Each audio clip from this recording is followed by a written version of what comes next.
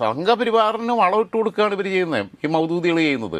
ഇവരുടെ മറ്റേ ചർച്ച ഉണ്ടല്ലോ, അടുപ്പൂട്ടി ചർച്ച. ഈ അടുപ്പൂട്ടി ചർച്ച എന്ന് പറയുന്ന സാധനം എന്ന് പറഞ്ഞു കഴിഞ്ഞാൽ, ഞാൻ പറയുന്ന ഈ ചാനലിനും ഈ പിന്നെ ഈ മൗദൂദികൾക്കും ഇവർ ഫണ്ട് കൊടുക്കുന്നുണ്ടോ എന്ന് എനിക്ക് സംശയമുണ്ട്. RSS ഫണ്ട് കൊടുക്കുന്നുണ്ടോ എന്നുള്ളത്. കാരണം അവർ പറയുകയാണ്, പച്ചയ്ക്ക് പറയുകയാണ്, അവർ പിന്നെ അവിടെ മുസ്ലിം വോട്ടർമാരാണ് കൂടുതലുള്ളത്, അതുകൊണ്ട് VS ജോയി അല്ല, ഒരു മുസ്ലിം കാൻഡിഡേറ്റ് വരണം എന്ന് പറയുമ്പം അതിൽ അപകടം എന്താ? അങ്ങനെ വന്നു കഴിഞ്ഞാൽ പിന്നെ ഫക്രുദ്ദീൻ അലി അഹമ്മദ് അല്ലേ, പിന്നെ നമ്മുടെ പ്രസിഡൻ്റായിരുന്നേ, അതേപോലെ തന്നെ APJ അബ്ദുൽ കലാം നമ്മുടെ പ്രസിഡൻ്റ് ആകുമായിരുന്നോ ഇന്ത്യയുടെ? കാരണം ഇന്ത്യ പോലെ ഒരു ഹിന്ദു ഭൂരിപക്ഷ രാജ്യത്ത് ഒരു ഹിന്ദുവാണ് പ്രസിഡന്റ് ആവേണ്ടെന്നുള്ളത് പറഞ്ഞൂടെ?